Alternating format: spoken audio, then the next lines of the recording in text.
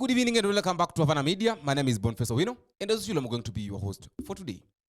I know that right now a lot of things are happening whereby we have got demonstration all over the country, and a lot of people, some people have been killed, some have been tear gas, some have been injured. Like there is a kid in Githurai that have been injured, and then another person, the same Githurai, there is also someone who have been shot. The policemen have decided to shoot the buttocks of a man, and as we know very well that buttocks does not heal very easily. But I don't want to talk about that demonstration right now.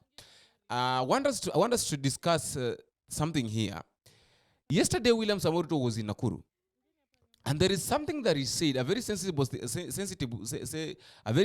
thing that he said, accusing the Ford Foundation of sponsoring the demonstrations that are happening in the country, and even went ahead and said that they are the people that have been giving the demonstrators, the Gen Z's money to do their demonstration, and even hiring goons who are coming to kill Kenyans, to destroy Kenyans' properties, and doing other things that are illegal in the country.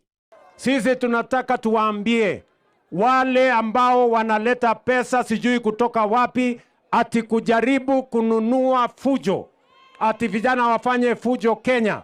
Hawa wahuni tutawakomesha. Ama namna gani jameni?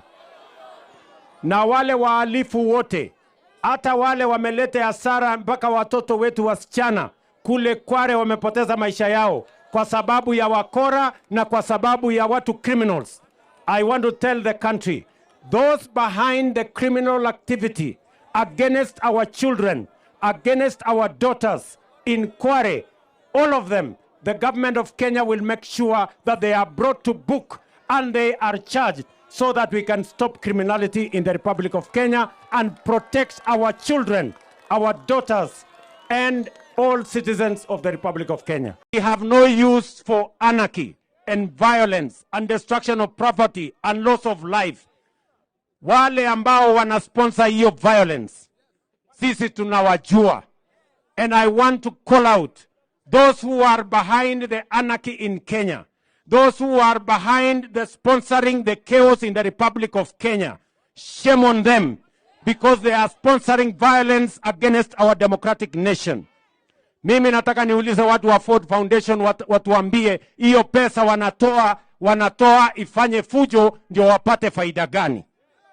We are going to call them out and we are going to tell them, if they are not interested in democracy in Kenya, if they are going to sponsor violence, if they are going to sponsor anarchy, we are going to call them out and we are going to tell them they either style up or they leave.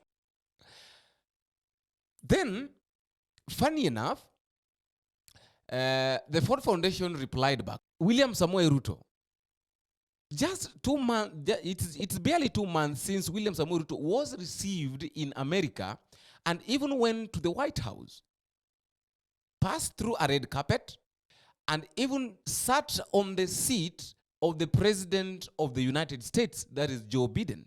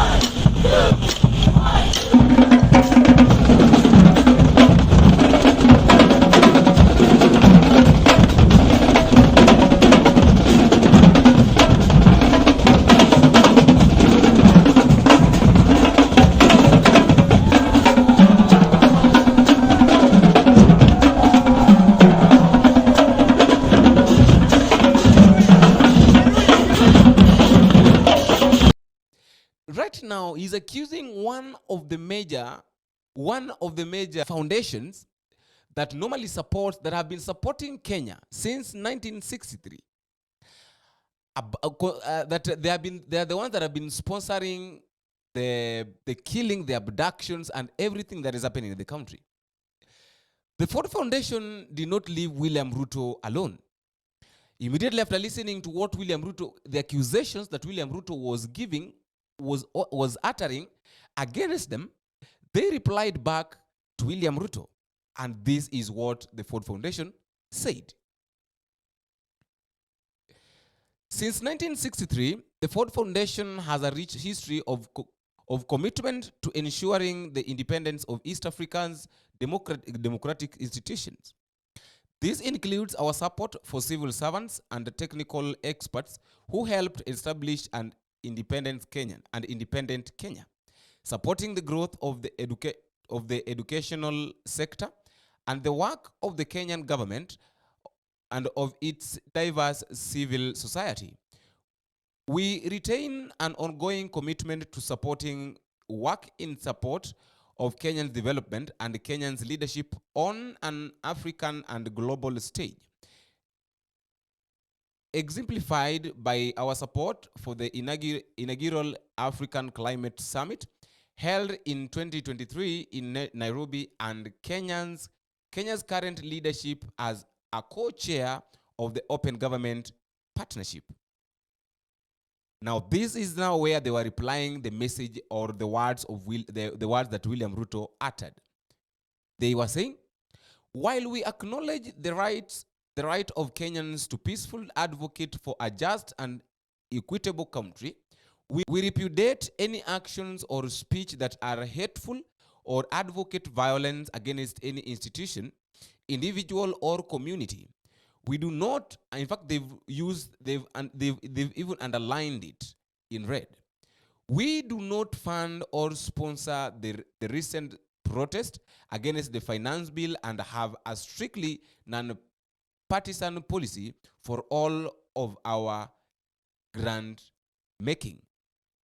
As we noted during the Kenyan state visit to the United States this past May, we are committed to build on the legacy of the Ford Foundation's more than 60 years in the region so that Kenyans can unlock opportunities that extend to all. Listen to this part. As we noted during the Kenyan state visit to the United States this past May, we are committed to build on the legacy of the Ford Foundation's more than 60 years in the region so that Kenyans can unlock opportunities that extend to all. So that is the Ford Foundation. Ford Foundations are now against William Ruto's words. They are saying that they did not sponsor anything, that any word that is being uttered by William Ruto is null and void. So I think William Ruto is trying to find a way of creating excuses on the occurrence of what is happening. Maybe he thought that if at all he accuses the Ford Foundation, they will not come out maybe to defend themselves, because it is an government. This is an NGO that is only supporting Kenya in doing their things. And I remember very well there was a time that Meg White was being interviewed on Spice FM, and there is something that she said. Meg White uttered a word, and but I don't know, it was, I don't know whether I can say that it was a slip of the tongue, or Meg White made a statement, and she said that I think this is a recognition of the importance of Africa to the United States. Kenya is the country that's being honored, but it is I think it's a recognition that Africa is a very, very important continent, certainly to the world, but particularly to America in the next 20 years. Why? Reflect it with Rigathi Gachagwa's words when he said that Kenya, right now, Kenya is like a shareholder. That those who are only shareholders benefits in this country. So I really don't know whether William Ruto, it's like right now it's like William Ruto has declared war with the United States, more so the NGOs, because if at all he can attack the Ford Foundation and even say that if they continue like this, if at all they will continue like this, yet they've been in this country for more than 60 years. For the past 60 years, they've been in this country. They started being in this country since 1963. So right now, William Ruto is declaring war against the United States NGO. And yet we know very well that William Ruto and the United States are very close allies. But the question is, why would William Samoei Ruto declare war with the Ford Foundation of the United States? Is it that he's out of excuses? He doesn't know how to defend himself? Or is it that that is the only pathway that he can use to find his ways out of the mess? Funny enough, as William Samoei Ruto is ordering people around to kill the young men, because it is according to him that young men are being killed in the country without him saying anything, yet they are defending themselves. What they are saying is that they only need a country which has got leaders that can be accountable. They only need accountability and good governance. At the same time, Joe Biden is also ordered the shooting of his current opposition, that is Donald Trump, in the United States. And we also what happened yesterday during Donald Trump's speech, whereby he almost lost his ear.